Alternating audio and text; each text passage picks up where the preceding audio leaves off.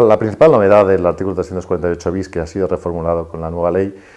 para mi gusto es que se puede excluir su aplicación en los estatutos por acuerdo de los socios, ¿vale? Esto conlleva, pues lógicamente, una gran ventaja respecto a la rígida regulación que teníamos antes.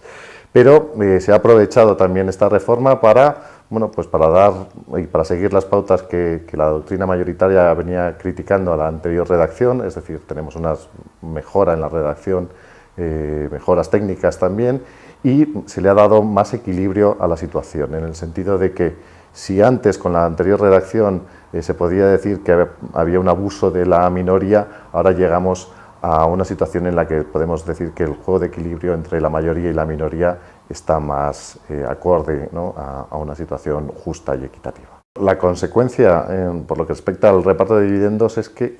se produce un cambio, es decir, que ya no hay que repartir en todo caso y 1/3 de los dividendos, sino que se pasa de 1/3 a 1/4 de los dividendos y se establecen excepciones, ¿no? La principal es que es necesario que durante los 3 últimos ejercicios se hayan obtenido beneficios, lo cual significa que no en todo caso va a haber que repartir dividendos. Los requisitos exigidos para que se pueda exigir el derecho de separación han sido endurecidos ostensiblemente, ¿no?, de manera significativa con la reforma, y yo creo que de manera acertada, porque si bien cuando no teníamos el artículo 348 bis se podía hablar de opresión por parte de la mayoría en no repartir los dividendos, con la redacción que teníamos antes del 348 bis se podía hablar de abuso por parte de la minoría, y yo creo que con la actual redacción que tenemos ahora del 348 bis, sin perjuicio de que siempre puede haber cosas, creo que hemos llegado al equilibrio entre el mayoritario y el minoritario y esta cuestión del reparto de los dividendos. Sí, sin ninguna duda, esto ha sido una reforma necesaria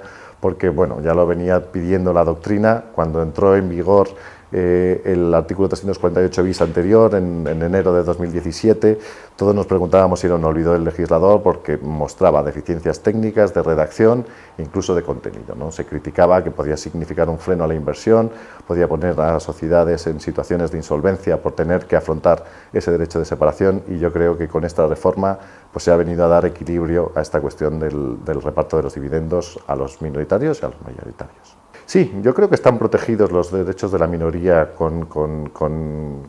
la reforma introducida y con el 348 bis, si bien de manera menos significativa que lo tenían antes protegido con la anterior redacción, ¿no? Es decir, había una reducción a los minoritarios de esta protección. Ha sido una reforma necesaria y hay que alabar la reforma, si bien quedan todavía cuestiones por cubrir, como es la aplicación para los grupos de sociedades, que bueno, ya veremos cómo